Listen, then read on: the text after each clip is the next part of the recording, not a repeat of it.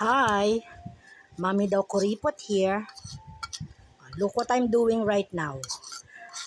Gagawa ako ng food para sa mga mababait kong boarders. Hindi kasi maiiwasan na ang bahay namin magkaroon talaga ng mabait. Kasi unang-una, ang lapit nga namin sa palengke tsaka sa Katayan. At the same time, marami kasing food dito. Maraming food na syempre, mangangat-ngat nila in everything.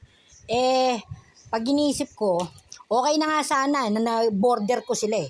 Ang problema, inuunahan pa ako sa mga chicha. Diba? Parang hindi naman yata makatarungan yon.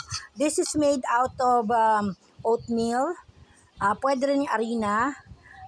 Nilagyan ko ng konting milk, sugar, at saka baking soda.